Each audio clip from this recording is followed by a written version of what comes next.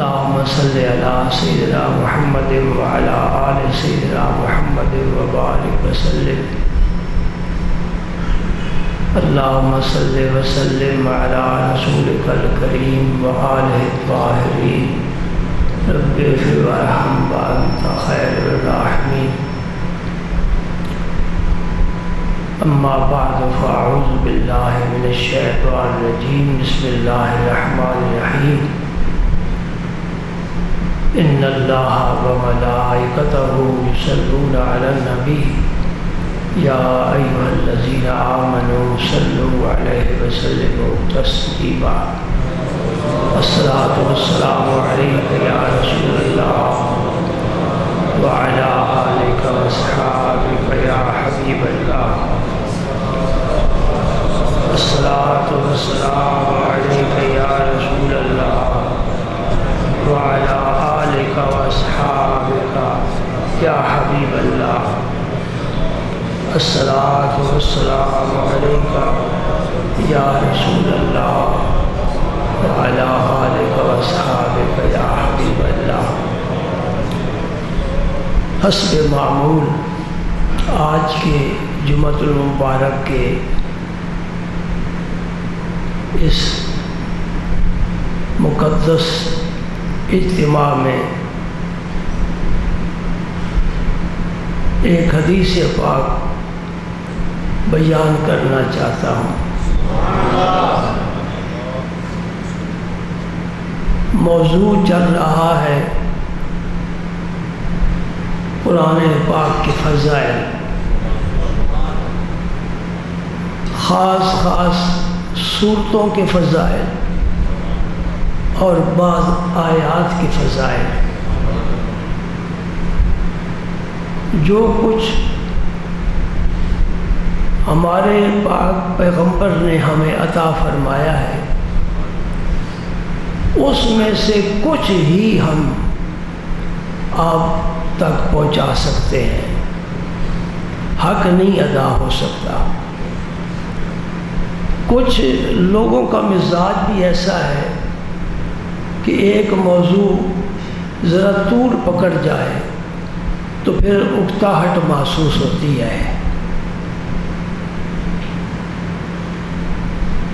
دوسری بات یہ ہے کہ ہم اس طرح کی گفتگو کو زیادہ پسند کرتے ہیں جس میں جذبات ہوں، تبھی نعرے وغیرہ لگتے ہیں۔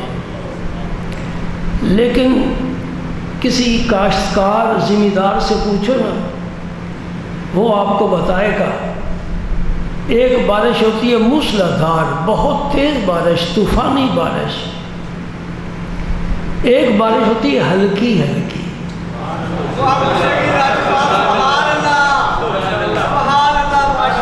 میں اللہ کی رحمت کی مثال دے رہا ہوں، یہ بارش اللہ کی رحمت ہے اور ہمارے دل کھیت کی مانند ہے۔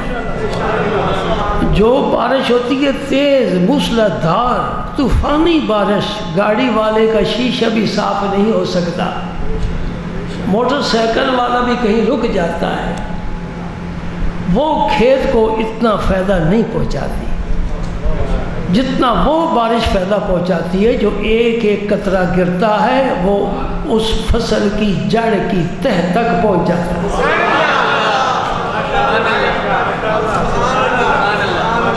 الحمدللہ اس اجتماع میں دیہات سے بھی لوگ آتے ہیں، کھیتی باڑی خوب کرتے ہیں، سمجھتے ہیں۔ میں بھی ایک ذمہ دار ہی ہوں، اگرچہ مجھے ذمہ داری کا پتہ کچھ بھی نہیں ہے۔ ذمہ دار اس معنی میں ہے کہ زمین ہے، ایک مربع زمین تحصیل بلوال میں جو زر اگلتی ہے، سونا اگلتی ہے، باغات کی زمین ہے۔ اس کی کس کس نعمت کا شکر اور ذکر کریں۔ یہ مادی وسائل دے کر یہ دین بھی عطا فرما دیا، ہمارے دونوں ہاتھ ہی بھرے ہوئے ہیں، یہ اس کا کرم ہے۔ سبحان اللہ۔ تو جو تقریریں آپ سٹیج پر سنتے ہیں نا جلسے پر، وہ موسلادھار بارش کی طرح ہوتی ہیں، بادل چڑھا ساون کا برستا گرجتا چلا گیا۔ اور پھر جو ان کے سامعین ہوتے ہیں ان سے پوچھو نا، آج ہی سنا ہے جلسہ تھا، مولوی صاحب آئے تھے، اب بھائی کچھ نہ پوچھ، حد کر دیتی مولوی صاحب نے، کمال کر دیتا نا کی بیان کی طرح۔ بھائی وہ بیان میں بات آ ہی نہیں سکتی، کچھ تو بتاؤ۔ باجی بڑا اچھا بیان ہوا ہے، ہاتھ پلے کچھ نہیں پیا۔ میں چاہتا ہوں کہ ایسی بات کروں مختصر وقت میں جو تمہارے دلوں میں اتر جائے اور یہاں سے نکلو تو عمل میں آ جائے، کیونکہ عمل سے زندگی بنتی ہے۔ یہ علامہ صاحب فرماتے ہیں عمل سے انسان نیک بنتا ہے، اچھا بنتا ہے۔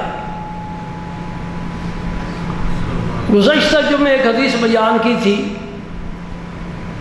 کہ حضور نے اپنے ایک صحابی ابی بن کعب رضی اللہ تعالیٰ عنہ سے پوچھا تھا کہ قرآن پاک کی سب سے بڑی آیت کون سی ہے؟ وہ آیت الکرسی ہے۔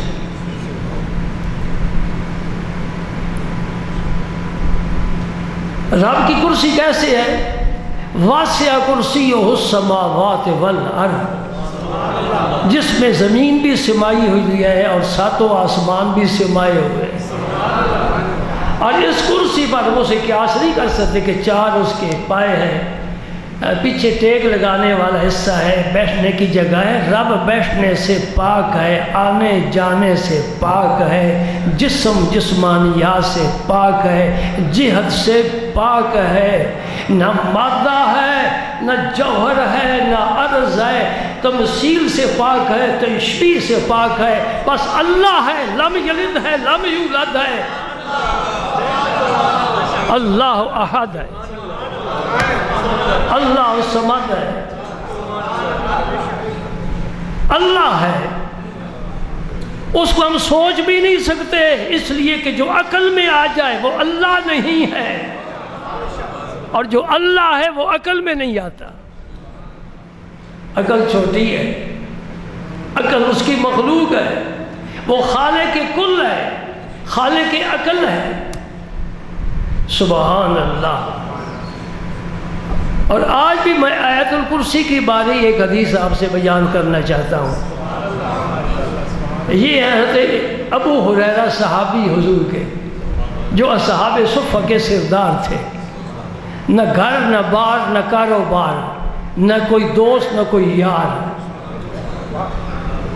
خالی دامن لے کر آ گئے، اور یہ سن 7 ہجری میں حلقہ بگوش اسلام ہوئے، یعنی انہیں حضور کی صرف 3 سال صحبت میسر آئی ہے، اور سب سے حدیثیں زیادہ یہی روایت کرنے والے ہیں۔ میں نے ایک شیعہ عالم کی کتاب میں پڑھا، وہ اہل سنت جماعت کی احادیث پر تنقید کر رہا تھا، اور اس نے یہی کہا کہ جو اس نے 3 سال صحبت پائی ہے، سب سے زیادہ حدیثیں اس نے روایت کی ہے، لہذا ان حدیثوں پر کوئی اعتماد نہیں ہے۔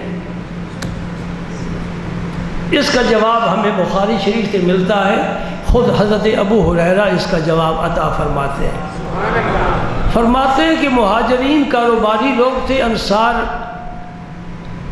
کھیتی باڑی کرنے والے تھے، میرا نہ کوئی کاروبار تھا نہ زمین تھی، میں مسجد نبی میں پڑھا رہتا تھا، مزدور کا آنا جانا ہوتا، ہمارے پاس بیٹھتے۔ ایک دن میں نے عرض کی، یا رسول اللہ میں جو سنتا ہوں بھول جاتا ہوں، نسیان کی بیماری ہے۔ آج آپ پوری دنیا میں پھریں، اس نسیان کی بیماری کا علاج کسی ڈاکٹر حکیم کے پاس نہیں ہے، حتیٰ کہ سقراط بقراط جالینوس کے پاس بھی نہیں ہے۔ یہ رب کی عطا ہے، کسی کو حافظہ چھوٹا دیتا ہے، کسی کو حافظہ بڑا دیتا ہے۔ امام احمد بن حنبل کو 7 لاکھ احادیث یاد تھی جی، 7 لاکھ متن ہی نہیں، اس کی سند بھی یاد تھی۔ سند کیا ہوتی ہے کہ میں نے فلاں استاد سے سنا ہے، اس نے فلاں سے، اس نے فلاں سے، انہیں صحابی سے، اس نے نبی پاک سے سنا ہے، یہ سند ہوتی ہے۔ اور ہر حدیث کی سند الگ ہوتی ہے، اور ہر حدیث کی ہر سند کے ہر راوی کا حال معلوم کرنا یہ محدث کے لیے ضروری ہوتا ہے۔ اب ذرا آپ اندازہ لگائیں کہ جس کو 7 لاکھ حدیثیں یاد ہیں اور ہر حدیث کے راوی مختلف ہیں اور ہر راوی کے مکمل حالات بھی یاد ہیں، اس کو اللہ پاک نے کتنا بڑا حافظہ عطا فرمایا۔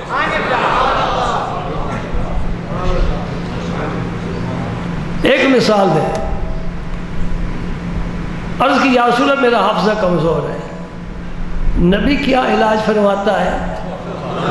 اور نبی خود بھی انوکھا ہے، اس کا علاج بھی انوکھا ہے، اس کی باتیں بھی انوکھی ہیں، ارے اس کا پسینہ بھی انوکھا ہے، اس کا لعاب دہن بھی انوکھا ہے، اور رفع حاجت کے لیے جائے اس کے فضلات بھی انوکھے ہیں، اس کے صحابہ بھی انوکھے ہیں، اس کے ازواج مطہرات کی تو مثال ہی نہیں ملتی، اس کے اہل بیت بھی انوکھے ہیں، اس کی امت بھی انوکھی ہے، اس کے امت کے ولی بھی انوکھے ہیں۔ سبحان اللہ، ایک ٹبر ہی سارا بڑا پیارا ہے۔ سبحان اللہ۔ حضور نے فرمایا ابو ہریرہ میری مجلس لگے تو اپنی چادر میرے سامنے بچھا دینا، میں جب تک گفتگو کرتا رہوں۔ نبی کی گفتگو نہیں ہے، موتی ہیں، کہاں سے آئے؟ عالم غیب سے آئے، عرش مولا سے آئے، جنت سے آئے، اللہ پاک نے عطا فرمائے۔ نبی وہ موتی بکھیرتا ہے، صحابہ سمیٹتے ہیں۔ فرمایا جب میری مجلس برخاست ہو جائے نا، اس چادر کو اٹھا کر اپنے چہرے اور سینے پر مل لینا، میری کوئی حدیث بھولے گا نہیں۔ سبحان اللہ، یہ نسخہ نبی نے کہاں سے لیا ہے؟ ابو ہریرہ فرماتے میں نے ایسا ہی کیا، میں نے چادر بچھا دی، کوئی تعجب نہیں کیا کہ یہ کیسے ہو سکتا ہے، چادر میں کیا ڈالا ہے؟ چادر بچھا دی، حضور گفتگو فرماتے رہے، مجلس برخاست ہوئی، آپ کی ہدایت کے مطابق میں نے چہرے پر سینے پر اس چادر کو مل لیا۔ اس دن سے لے کر آج دن اللہ کے رسول کی جو بات سنی ہے مجھے ساری یاد ہے، میں نہیں بھولا، میں نہیں بھولا۔ سبحان اللہ۔ اس پیارے رسول سے پوچھنا چاہیے آقا یہ نسخہ آپ نے کیسے تجویز فرما دیا؟ وہ سراپا خیر و برکت ہے، ان کا دیکھنا بھی برکت ہے، ان کا گفتگو کرنا بھی برکت ہے، ان کا کسی جگہ سے گزر جانا بھی برکت ہے، کہیں بیٹھ جانا بھی برکت ہے، کسی کی گود میں زلفیں پھیلا دینا بھی برکت ہے، کسی کے گھر جانا بھی برکت ہے، اور کسی کو گھر بلانا بھی برکت ہے۔ کتاب دی، کمال دی، کمال کی کتاب دی ہے نا۔ قرآن کے پائے کی دنیا میں کوئی کتاب نہیں، نہ اتنی کوئی لکھی گئی، نہ اتنی چھپی ہے، نہ اتنی پڑھی گئی ہے، اور اس کا زبر زیر ذرا فرق نہیں ہے۔ یہ قرآن کی صداقت کی دلیل ہے۔ یہ ہے حضرت ابو ہریرہ رضی اللہ تعالی عنہ، فرماتے ہیں کہ رمضان کے مہینے میں صدقہ فطر جمع ہوتا گیا، ڈھیر لگ گیا۔ حضور نے میری ڈیوٹی لگائی کہ ابو ہریرہ تو نے اس کی حفاظت کرنی ہے۔ اسی سے فقہاء نے یہ مسئلہ نکالا ہے کہ رمضان میں بھی صدقہ فطر دینا جائز ہے، عید کے دن دینا ضروری نہیں ہے۔ ہر حال نماز عید سے پہلے پہلے صدقہ فطر دے دینا چاہیے۔ اس کا کیا فائدہ ہوتا ہے؟ رمضان کے روزوں میں آدمی سے کوئی بے احتیاطی ہو گئی، نظر بہک گئی، زبان پھسل گئی، کانوں میں کوئی غلط آواز آ گئی، تو یہ صدقہ فطر اس سب کی تلافی کر دیتا ہے، روزہ بالکل صاف ستھرا ہو جاتا ہے۔ اور دین میں کتنی سہولت ہے۔ اس سال صدقہ فطر 100 روپیہ تھا، 30 روزے اور 30 ضربے، کتنی غلطیاں جی، 30 ضربے کتنی غلطیاں، 100 روپیہ دے کر رب کو منا لو. رب بڑا. اللہ اکبر.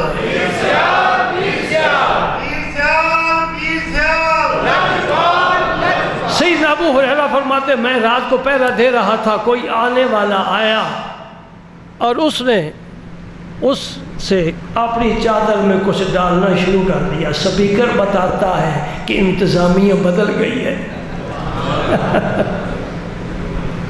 جی ہاں بھائی، یہ تبدیلیاں ہر وقت آتی ہیں، حکومتیں بدلتی ہیں، موسم بدلتے ہیں، ہمارے مزاج بدلتے ہیں، ہاں جی ہمارے دسترخوان بدلتے ہیں، ہمارے دوست بدلتے ہیں، ہمارے کاروبار بدلتے ہیں. یہ بدلنے والا زمانہ ہے. نہیں بدلتا تو رب نہیں بدلتا. تغیر و تمدن سے پاک ہے، تغیر سے پاک ہے. ہاں اچھا بھائی کوئی بات نہیں، بیٹھ جاؤ. کوئی آدمی مکمل سیکھ کر دنیا سے نہیں جاتا، جو جاتا ہے نامکمل ہی جاتا ہے. اللہ اکبر. حضرت ابو ہریرہ فرماتے کہ آنے والا آیا اور اس نے ڈھیر سے نا وہ غلہ ڈالنا اپنی چادر میں شروع کر دیا. میں نے جا کر اس کا ہاتھ پکڑ لیا. اس نے کہا میرے چھوٹے چھوٹے بچے ہیں، میں غریب ہوں. میں نے کہا میں تجھے رسول پاک کے پاس لے جاؤں گا. انہوں نے کہا مجھے چھوڑ دو، میں پھر نہیں آؤں گا. وہ چلا گیا. صبح جب میں حضور کی خدمت میں حاضر ہوا نا تو ٹیلی فون کا تو رواج نہیں تھا نا کہ کسی نے خبر کر دی ہو.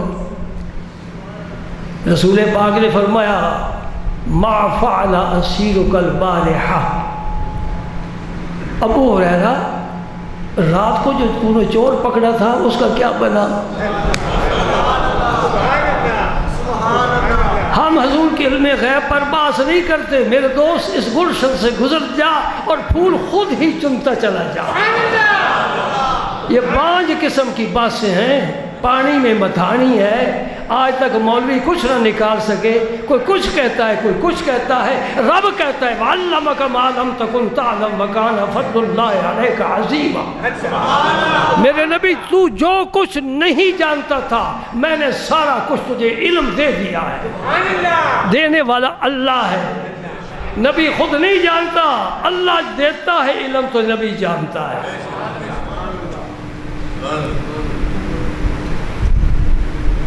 حضرت سیدنا ابو ہریرہ نے عرض بھی نہیں کی تو حضور نے پوچھا تیرا رات والا قیدی کدھر گیا؟ عرض کی یا رسول اللہ وہ کہتا تھا میں غریب ہوں تو میں نہیں آؤں گا، میں نے چھوڑ دیا. اب سنو یہ آنے والے کل کی بات ہے. حضور نے فرمایا انہو سیعود، وہ کل پھر آئے گا. تھوڑے سے آدمی بیٹھے ہیں نا، مجھے نہیں پتا کہ اندر جمعے آپ میں سے کون آئے گا تو کون نہیں آئے گا. کہتے ہیں نا مولوی ما فی الغد کا علم صرف اللہ کو ہے. اللہ کریم ہے، اللہ جواد ہے. اللہ ہماری طرح کنجوس نہیں ہے، وہ دیتا ہے، سب کچھ دیتا ہے، علم بھی دیتا ہے. اپنے نبی کو اس نے علم عطا فرمائے. ترازو ہمارے پاس نہیں کہ ہم بتائیں یہ جانتے ہیں یہ نہیں جانتے، یہ کوئی نہیں بتا سکتا. کہو اللہ تعالیٰ نبی کی شان نبوت کے مطابق جتنا چاہا اپنے رسول کو علم عطا فرمایا. فرمایا کل پھر آئے گا. ابو ہریرہ پہلے سے زیادہ ہوشیار ہو گئے کہ حضور نے فرمایا ضرور آئے گا. کچھ یقین بھی تو ہوتا ہے نا. یقین سب سے بڑی چیز ہے. مجھے یقین ہو گیا چونکہ حضور نے فرمایا اس لیے کل پھر آئے گا. ایسا ہی ہو جب رات نے اپنی سیاہ زلفیں پھیلا دی وہ پھر آ گیا اور حسب سابق اس نے وہ غلہ اٹھانا شروع کر دی. میں نے پھر اس کا ہاتھ پکڑ لیا. میں نے کہا آج تو میں تجھے نہیں چھوڑوں گا. انہوں نے بڑی منت سے مدد کی. میرے چھوٹے چھوٹے بچے ہیں، میں غریب ہوں، مجھے تھوڑا سا اٹھا لینے دے. میں نے کہا نہیں، یہ فقیروں کا مال ہے، فقیروں کا. اللہ اکبر، میں نے چھوڑ دیا۔ اب یہ دوسری رات ہے، سو جو حاضر ہوئے تو پھر حضور نے پوچھا وہ تیرے رات والے چور کا کیا بنا؟ یہ نہیں پوچھا کہ آیا تھا کہ نہیں آیا تھا، پتہ تھا یقیناً آئے گا، پوچھا اس رات والے چور کا کیا بنا؟ پھر وہی عرض کیا حضور وہ غریب غریب غریب کہتا تھا، میں نے چھوڑ دیا۔ فرمایا جھوٹا ہے، وہ کل پھر آئے گا، پھر آئے گا۔ یہ کس کتاب کی حدیث ہے؟ یہ میرے پاس ہے، بخاری شریف۔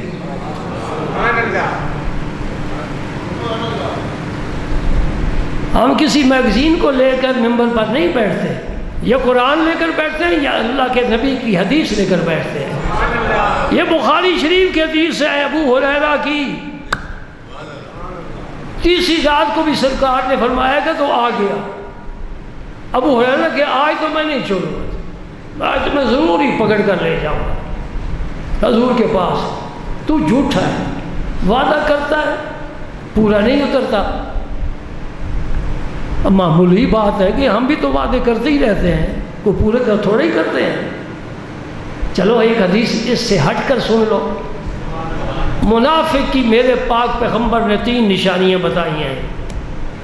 منافق ایک ہوتا ہے مخلص مومن، ایک ہوتا ہے پکا کافر، اندر باہر سے کفر شرک بے ایمان، ایک اس کے بین ہوتا ہے لا الہ ہؤلاء ولا الہ ہؤلاء، نہ کافروں میں شامل ہے نہ ایمانداروں میں شامل ہے، اندر کفر ہے، زبان پر کلمہ ہے، یہ منافق ہوتا ہے۔ اب اعتقادی منافق تو اب کوئی رہا ہی نہیں، یا مومن ہے یا کافر ہے۔ البتہ عملی منافق جس میں منافقوں والی عادتیں اور نشانیاں پائی جائیں۔ آپ نے فرمایا صلی اللہ علیہ وسلم آیت المنافق ثلاث، منافق کی 3 نشانیاں، اذا حدث کذب، بات کرے جھوٹ بولے، جھوٹ بولنے کی عادت ہے، یہ منافق کی نشانی ہے۔ وَإِذَا وَعَدَ أَخْلَفَ، وعدہ کرے وعدہ خلافی کرے، پورا نہ کرے۔ مخلوق ہمیشہ ہی اس بیماری میں مبتلا رہتا ہے۔ تیسری برائی ویسا اؤتمن خانہ، اس کے پاس امانت رکھی جائے خیانت کرے۔ آگے سنو، وَإِنْ صَامَ وَصَلَّى وَزَعَمَ أَنَّهُ مُسْلِمٌ، اگرچہ وہ نماز پڑھتا ہے روزہ رکھتا ہے اور یہ گمان کرتا ہے کہ میں مسلمان ہوں، فرمایا اس میں 3 علامتیں 3 نشانیاں منافقوں والی پائی جاتی ہیں۔ وہ دور کرے مخلص مومن بن جائے۔ جھوٹ بولنا مومن کی شان نہیں ہے۔ ایمان تصدیق قلبی کا نام ہے، جھوٹ صدق کے خلاف نقیض ہے، ضد ہے، مخالف چیز ہے۔ مومن کو جھوٹی بات بھی نہیں کرنی چاہیے، خیانت بھی نہیں کرنی چاہیے، وعدہ خلافی بھی نہیں کرنی چاہیے۔ حضرت ابو ہریرہ رضی اللہ تعالیٰ عنہ کہا میں آج تجھے معاف نہیں کروں گا، لأرفعنک الی رسول اللہ صلی اللہ علیہ وسلم وہذا آخر 3 مرات انک تعزم لا تعود ثم تعود۔ تو کہتا ہے میں نہیں آؤں گا، پھر آ جاتا ہے، 3 راتیں گزر گئی، ہر رات یہی مسئلہ ہے، میں آج تو ضرور حضور کے پاس لے جاؤں گا تجھے۔ اب وہ ڈر گیا، وہاں تو میں نہیں جا سکتا، اب ابو ہریرہ سے میں کیسے جان چھڑاؤں، یہ تو نہیں چھوڑے گا، نہیں پکڑ لیا ہے، یہ نہیں چھوڑے گا۔ کہتا میں تجھے ایک بات بتاتا ہوں، یعنی چند کلمات تجھے بتاتا ہوں، وہ تجھے بہت نفع دیں گے، اور وہ اگر تو اس پر عمل کرے گا تو اللہ تعالیٰ اپنے غیب سے تیری حفاظت کے لیے ایک فرشتہ مقرر فرمائے گا، وہ فرشتہ تیری حفاظت پر مقرر ہے۔ یعنی اسے کیا کہتے ہو جی؟ سیکورٹی۔ اللہ پاک سیکورٹی کا انتظام فرما دیں گے۔ ہمارے سیکورٹی والے سستی بھی کر جاتے ہیں، سو بھی جاتے ہیں، اونگ بھی جاتے ہیں، اللہ کا جو مقرر کردہ فرشتہ ہوگا وہ سستی نہیں کرے گا، غافل نہیں ہوگا۔ آپ نے فرمایا اچھا، جب کلمات ایسے جو نفع دینے والے ہوں تو پھر تو بڑی مفید بات ہے، چلو میں چھوڑ دیتا ہوں۔ انہوں نے کہا جب رات کو سونے لگو نا تو آیت کرسی پڑھ لیا کرو، شیطان تیرے قریب نہیں آئے گا۔ اس چور نے کہا ایک تو شیطان تیرے قریب نہیں آئے گا اور دوسرا اللہ تعالیٰ تیری حفاظت فرمائے۔ سبحان اللہ۔ میں نے اس کا راستہ چھوڑ دیا، کہا چلے جاؤ۔ انہوں نے کہا پھر میں نہیں آؤں گا۔ جب صبح ہوئی نا تو حضور کی خدمت میں حاضر ہوا، تو پھر حضور نے پوچھا بھائی وہ رات والے تیرے قیدی کا کیا بنا؟ عرض کی یا رسول اللہ صلی اللہ علیہ وسلم، اس نے مجھے چند کلمات جو مجھے نفع دینے والے تھے وہ بتائے ہیں تو میں نے اس کو چھوڑ دیا ہے۔ آپ صلی اللہ علیہ وسلم نے فرمایا انو صادقہ کا، اس نے تیرے ساتھ جو بات کی ہے نا بڑی سچی بات کی ہے۔ وَهُوَ كَذُوبٌ، حالانکہ وہ خود پرلے درجے کا جھوٹا بے ایمان ہے، لیکن بات سچی کر گیا ہے۔ گویا حضور نے موڑ لگا دی کہ رات کو سوتے وقت آیت الکرسی پڑھ لو، شیطان بھی قریب نہیں آئے گا اور اللہ تعالیٰ کی طرف سے ایک محافظ بھی تم پر مقرر ہو جائے گا۔ اب یہ مسئلہ باقی رہ گیا، یہ کون تھا؟ کوئی صحابی تو تھا نہیں، فرشتہ ہو تو چوری کرنے کا کیا معنی؟ جس نے پکڑا ہے اسے کوئی خبر نہیں، جو مسجد نبوی میں بیٹھا ہے وہ ساری خبریں جانتا ہے۔ سبحان اللہ، سبحان اللہ۔ ہاں، جو نظریں جھکا کر چلتے ہیں وہ عرش کی خبریں جانتے ہیں۔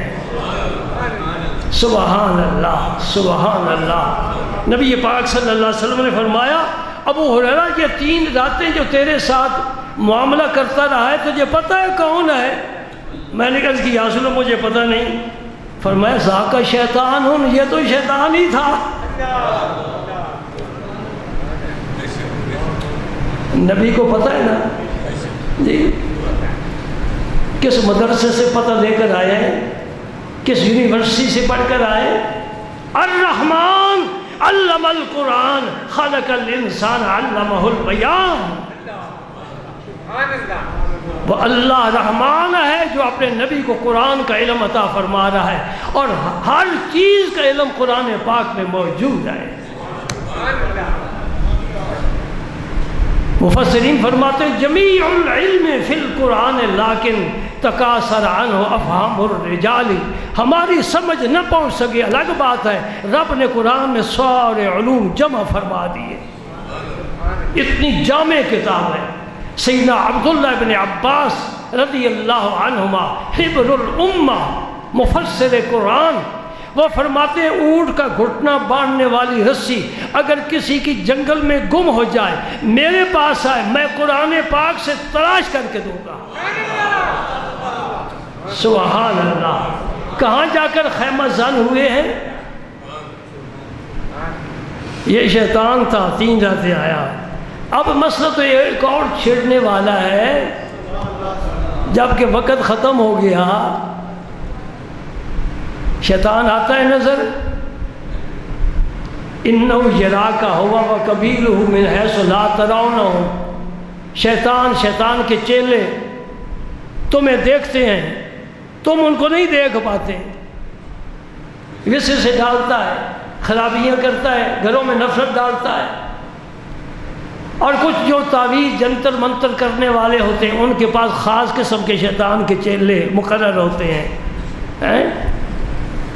تیرا موٹر سائیکل گم ہو گیا میرے پاس آ، 2100 روپیہ لا، وہ ہم نے دینے ہیں۔ کس کو جی دینے ہیں؟ وہ جو ہے وہ ہوتے ہیں نا، پتہ نہیں کیا اصطلاح انہوں نے بنائی ہوئی ہے، موکل۔ ہاں، موکل کو دینے ہیں، موکل کاروبار کرتا ہے، اس کے بیوی بچے بھوکے ہیں۔ ہاں دوستو تم بھی محتاط ہو جاؤ، یہ جو لوگ بیٹھے ہیں ان کے پاس جانا، یہی زمانہ جاہلیت میں کاہن ہوتے تھے جو غیب کی خبریں بتایا کرتے تھے اور ان کا رزق چلتا تھا۔ نبی پاک صلی اللہ علیہ وسلم نے فرمایا جو ان کے پاس جائے اور ان کی بات پر یقین رکھے 40 دن تک اس کی کوئی نماز قبول نہیں ہے، لیکن نمازی الحمدللہ ان کے پاس جاتے ہی نہیں ہے، جاتے ہی بے نماز ہے، جن کی جیب پہلی خالی ہوتی ہے۔ جی جس کو اپنے رزق کا پتہ نہیں کہ میرا رزق کس جیب میں ہے، وہ لوگوں کی گمشدہ چیزوں کے بتانے کا کیسے علم رکھتا ہے؟ لیکن ہماری بیویوں کو پتہ نہیں کیا بیماری ہے۔ کسی باشرہ عالم، کسی بزرگ خدا رسیدہ کے پاس جا کر دعا نہیں کرانی، ان کے پاس جانا ہے جو بے وضو ہیں، اور ہو سکتا ہے ان کا جسم بھی ناپاک ہو، اور ناپاک لوگ ہیں، عمل ناپاک ہے، ان سے بچنا چاہیے۔ اپنے گھروں میں بھی یہ بات پہنچاؤ، انہیں کہو کہ جھوٹے لوگوں کے پاس نہ جاؤ، اللہ کا راستہ اختیار کرو۔ سب سے پہلی بات تو یہ ہے، کوئی مشکل پیش آئے، مرد ہو عورت، وضو کرے، مصلی بچھائے، 2 نفل پڑھے، درود پاک 500 دفعہ پڑھے، ہاتھ دعا کے لیے اٹھا دے۔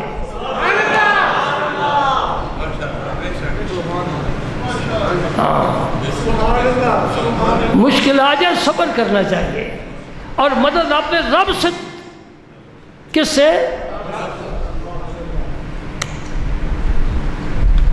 مولوی میرے اوپر فتویٰ لگا دیں گے یہ رسول اللہ کی مدد کا منکر ہے۔ جہاں یا اللہ مدد کا سٹیکر لگا ہوتا ہے نا، وہاں ہمارے سنی یا رسول اللہ مدد کا لگا دیتے۔ یہ تو مقابلہ کر رہا ہے اللہ کے ساتھ۔ ایاک نعبد و ایاک نستعین، اے اللہ سجدہ بھی تجھے ہی کرتا ہوں اور مدد بھی تجھے سے مانگتا ہوں۔ ہمارا یہ عقیدہ ہے۔ ہاں، رسول پاک کو، اپنے پیر و مرشد کو اللہ کی جناب میں وسیلہ پیش کر، اے اللہ اپنے نبی کے طفیل میرا کام کر دے، میرے مرشد کے طفیل میری مشکل آسان کر دے۔ پیارا طریقہ ہے۔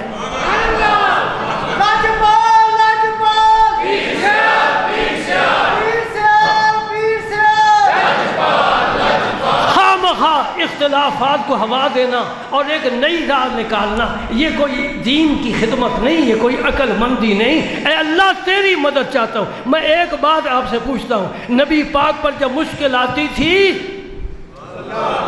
اور خود رسول پاک پر جب مشکل آتی تھی، میرا رسول کسے پکارتا تھا؟ ہاں مجھے بتاؤ۔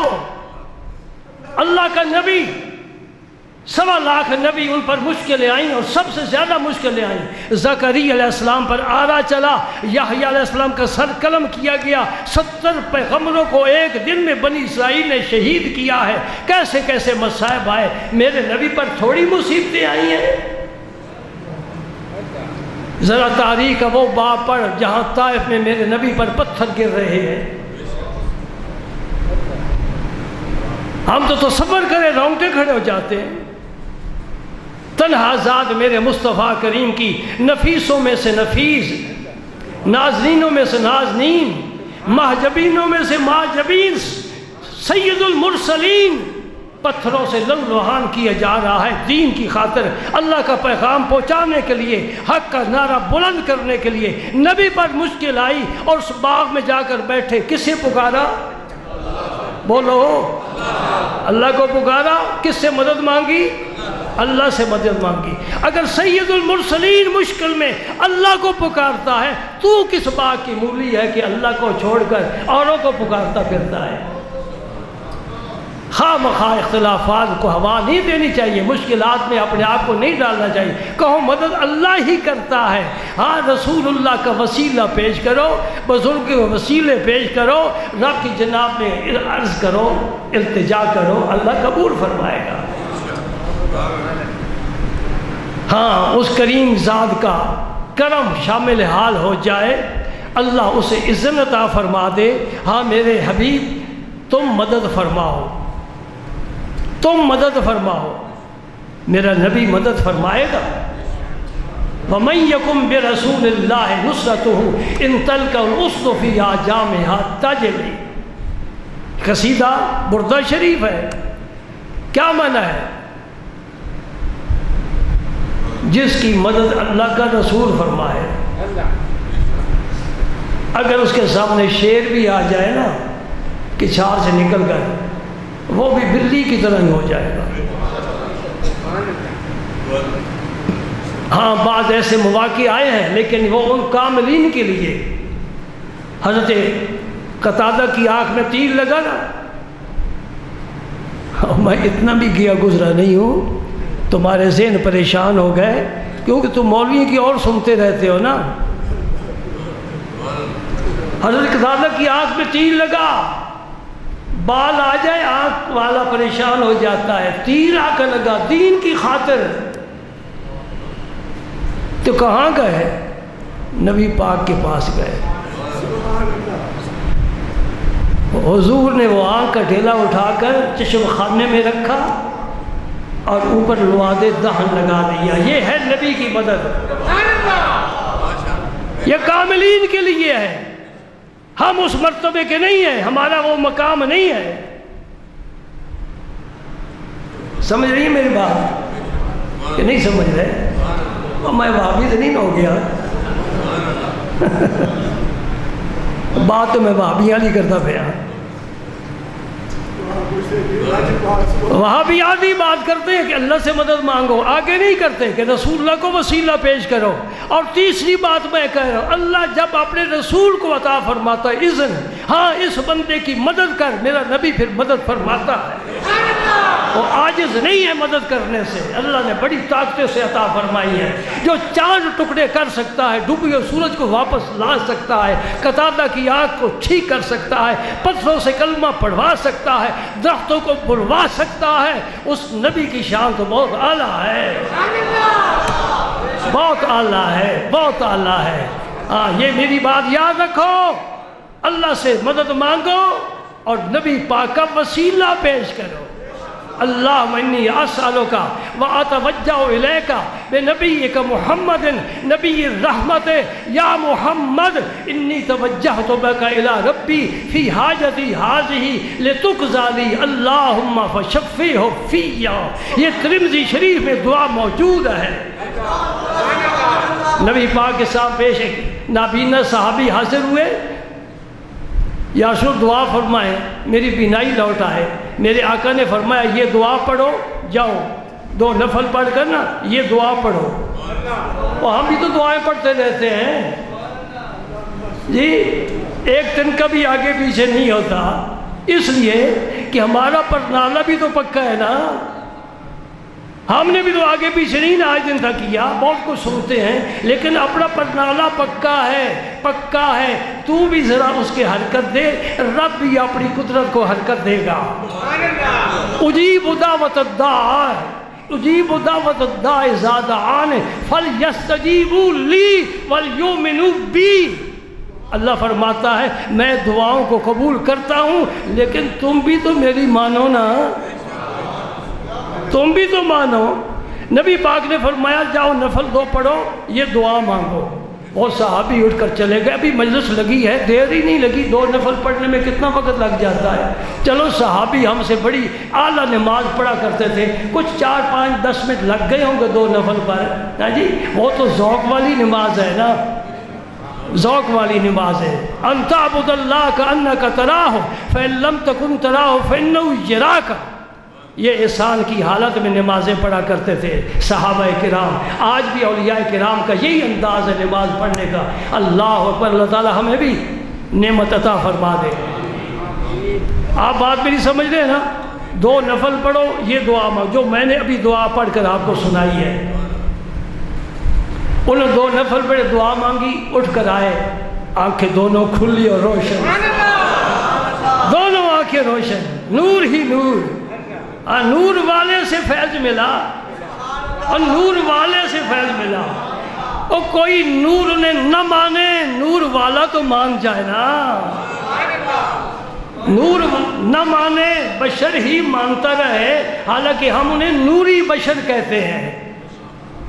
بشر بھی ہیں، نور بھی ہیں، نوری بشر، انوکھا بشر۔ بشر کے پسینے سے بدبو آتی ہے، نوری بشر کے پسینے سے خوشبو آتی ہے۔ بشر کا سایہ ہوتا ہے، نوری بشر کا سایہ نہیں ہوتا۔ جی سبحان اللہ۔ ادھر کثافت ہے ہمارے جسم میں، ادھر لطافت ہے۔ ہمارا جسم کثیف ہے، ان کا جسم پاک لطیف ہے۔ حدیث پاک میں آتا ہے کبھی پتھر پر قدم رکھتے تو نشان پڑ جاتا، کبھی ریت پر پتھر رکھتے تو نشان نہیں پڑتا۔ یہ میرے نبی کی شانیں ہیں نا۔ پتھر پر قدم رکھے نشان پڑ جائے، ابراہیم علیہ السلام کے نشان پا کعبے میں قریب دیکھ سکتے ہو نا، سبحان اللہ۔ وہ کیا ہے؟ نور والے ہیں، قرآن بھی نور ہے، نور والے ہیں، اور ان کے دروازے پر جو گدا جاتے ہیں اللہ پاک فرماتے ہیں وَأَمَّا السَّائِلَ فَلَا، سائل کو خالی نہیں لوٹانا۔ میرے حبیب کوئی بھی سائل آئے تو سوال کی کئی نوعیتیں ہیں، جس نوعیت کا بھی سوال ہو حبیب اس کو پورا کرنا ہے۔ میں نے تیرا در ساری امت کے لیے بنا دیا ہے، سبحان اللہ۔ تو پھر اعلیٰ حضرت کا ایک شعر مجھے یاد آ رہا ہے، وہی پڑھتے ہیں، میں گدا تو بادشاہ بھر دے پیالہ نور کا، میں گدا تو بادشاہ بھر دے پیالہ نور کا، نور دن دونا تیرا دے ڈال صدقہ نور کا، نور دن دونا تیرا دے ڈال صدقہ نور کا، میں گدا تو بادشاہ، میں گدا تو بادشاہ، میں گدا تو بادشاہ۔ مجھے یاد آ کہ گدا کے لفظ سے اعلیٰ حضرت کو کسی نے کہا کہ یا انڈیا میں ایک ریاست ہے نان پارا، اس کا نواب جو ہے وہ کوئی بھی اس کی مدح میں کچھ لکھے نا شاعر تو بڑا انعام دیتا ہے۔ تو ماشاءاللہ آپ تو اللہ پاک نے آپ کو بڑا علم دیا ہے نا، آپ بھی اس نواب کی شان میں کچھ لکھیں۔ اللہ اکبر، اللہ اکبر، ضمیر بیدار ہونا چاہیے، خودداری ہونی چاہیے، ہاں جی، اور نبی سے وفاداری ہونی چاہیے، غیرت ہونی چاہیے، دینی ایمانی غیرت۔ اعلیٰ حضرت نے پھر کیا لکھا؟ نبی پاک کی شان میں نعت لکھی، بجائے اس نواب کی متعلق لکھنے کے حضور کی شان میں نعت لکھی۔ اور جب نعت ختم ہوئی نا تو آخری شعر جسے مقطع کہتے ہیں، وہ مقطع بڑا پیارا ہے۔ وہ کیا فرماتے ہیں؟ کروں مدح اہل دول رضا، پڑے اس بلا میں میری بلا، میں کسی ریاست والے کی تعریف کروں، لا حول ولا قوت الا باللہ، دنیا دار کی تعریف کروں مدح اہل دول رضا، پڑے اس بلا میں میری بلا، میں گدا ہوں اپنے کریم کا، میں گدا ہوں اپنے کریم کا، میں گدا ہوں اپنے کریم کا، میں گدا ہوں اپنے کریم کا، میرا دین پارا ہے نان نہیں۔ اور نان پارا ریاست ہے نا، لفظ آگے پیچھے کر کے نا، پارا ہے نان روٹی کا ٹکڑا، میرا دین یہ روٹی کا ٹکڑا مانگنے کے لیے نہیں ہے، میرے بڑے امیر اور غنی اور بڑے ہی اونچی ہستی والے، بہت کچھ دینے والے، سنو، کروں مدح اہل دول رضا، پڑے اس بلا میں میری بلا، میں گدا ہوں اپنے کریم کا، میں گدا ہوں اپنے کریم کا۔ اس لیے میں نے کہا ہے میں گدا تو بادشاہ بھر دے پیالہ نور کا، میں گدا تو بادشاہ۔ اگر تمہیں حاضری نصیب ہو مدینہ پاک کی سلام عرض کرنے کے بعد اگر یہ کہو نا، اتنا ہی کہتے رہو، میں گدا تو بادشاہ، میں گدا تو بادشاہ، بھر دے پیالہ نور کا، تیرا پیالہ کبھی خالی نہیں آئے گا۔ اللہ تعالیٰ حضور کی محبت اور غلامی نصیب فرمائے۔